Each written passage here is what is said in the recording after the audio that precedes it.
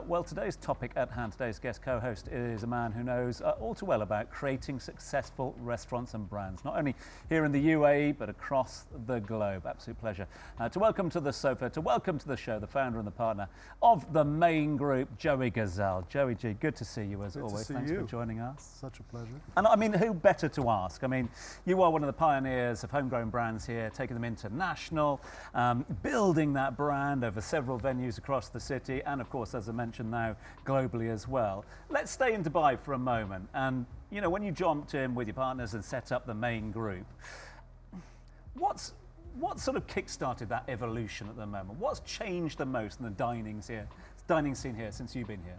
I mean, so much has changed. I think, especially since COVID, since 2020. I think, first of all, I think people's behavior has changed. I think people are more likely to stay in the neighborhoods that they reside in.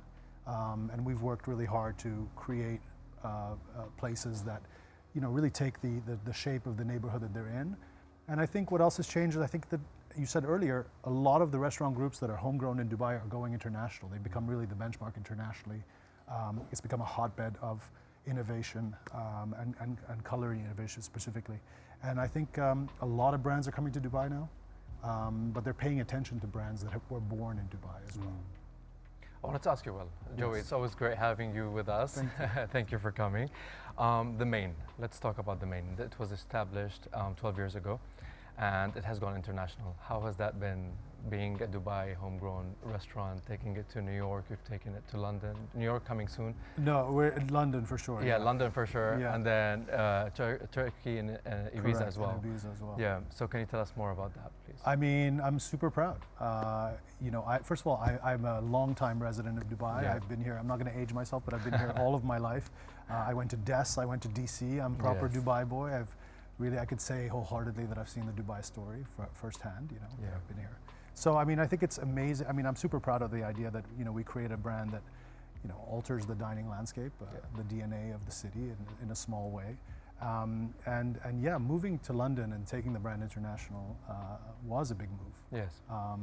And it's been received very well. And I think that is because, you know, in Dubai, we operate at such a high level. And I think that really comes through. Now, Joey, you're talking about being here and seeing Dubai evolve. I want to talk about the evolution of your restaurants as well, including the Maine, of course. So people's expectations have changed, as you may have heard us talk about earlier. It's not just about the food, it's the heritage and the story that comes with the food, the whole experience. Have you felt the pressure, and have you given into that pressure, if so, of having to constantly change and adapt to people's interests? Yeah, absolutely. I think as a restaurateur, you have to be almost a multi-hyphenate. You have to be operating on multiple different levels. I call it like playing 4D chess all the time. So, Okay. you know, you do need to listen to people. You need to be quite agile. You need to be able to turn on a dime, and you should be able to react to people's feedback and tastes changing. And we've really focused on servicing different communities in Dubai. You know, we have restaurants all across in JBR and JLT. Everywhere that there's a big residential catchment is where you'll find us. And that strategy, or I suppose that ethos, is really about creating a place that's familiar, somewhere that's accessible, somewhere that really services residents of the city.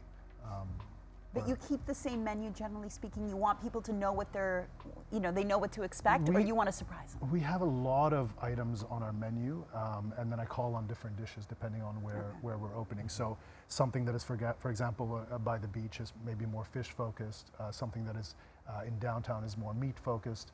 We just opened location on the Palm, and you know, obviously you have to think about how people behave and what they eat and what they're looking for on the beach. When you take that concept and you go international, as you have, and obviously spying other opportunities moving forward, be it pop-ups or of course the permanents as well, you know, Dubai is one of the lovely things, a melting pot of different nationalities, different tastes, different things, and you've created this sort of unique Dubai flavour almost. I mean, is it, and you mentioned you're a Dubai boy through and through, when you go to international venues now, has that changed the mandate in terms of taking that flavour of Dubai or that feel of Dubai to a different country, and how do you reflect that on the menus? Well, I think what makes Dubai unique is that we're a very hospitality focused city, and really sort of focusing on that sense of loyalization and guest recognition.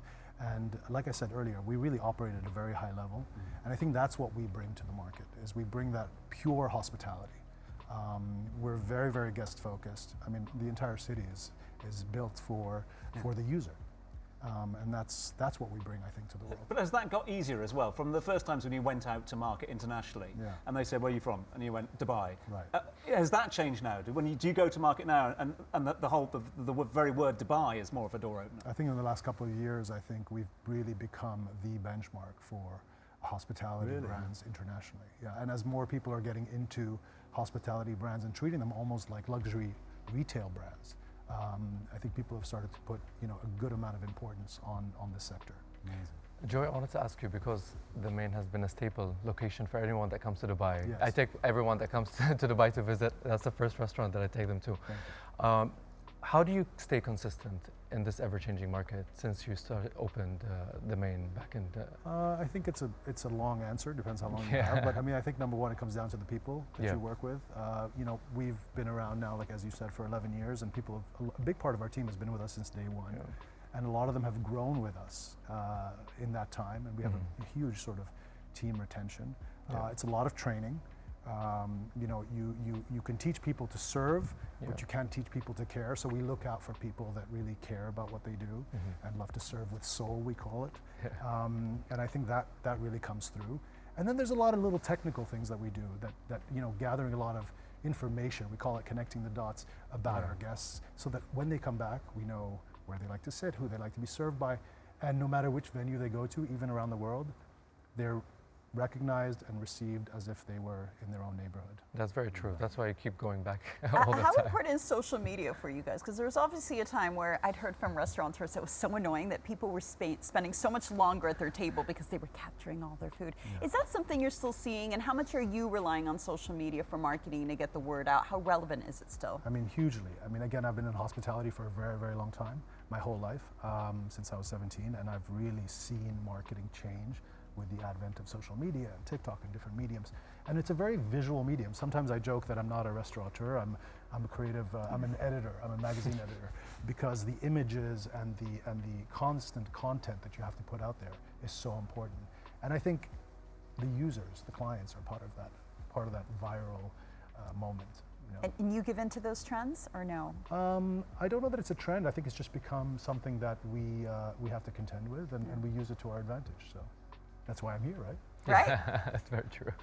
I wanted to ask you about awards. Awards are very important for restaurants, and these recognitions, especially in the country and worldwide. What's your take on that? How do you think it adds? The awards are amazing. I mean, first of all, the introduction of these international awards like Michelin coming to Dubai others, as well, yes, of course. I mean, it's great for the city. Yes. It creates an amazing amount of recognition and awareness for the city. And it's great for team morale, let's be honest. I mean, who doesn't love to win an award? But for me, I mean, the greatest reward is really just seeing repeat customers, people being happy, people talking about it and enjoying themselves. And that's, I mean, all you can really ask for. It's true. Let's talk competition if we can, because one of the things you hear quite often is just the rapid growth of the scene out there at the moment. Again, is that something that keeps you awake at night, or again, is that one of the sort of pitfalls that people make, worrying about what other people are doing? Do you just focus on what you guys are doing? I really do. I tend not to sort of look to the others, but I would say that it's great that the city's growing. I think the city's maturing, more importantly, and I think that you're seeing people pay more attention. And my hope is that, as the city matures and grows, it makes way for younger chefs and entrepreneurs to get in. And we're seeing like a small but noticeable shift in that direction recently. And I think, landlords and developers will start getting involved to sort of really beef that up and give everyone a chance. And I think that's what will really make the difference, when younger people start lending their voice to the industry.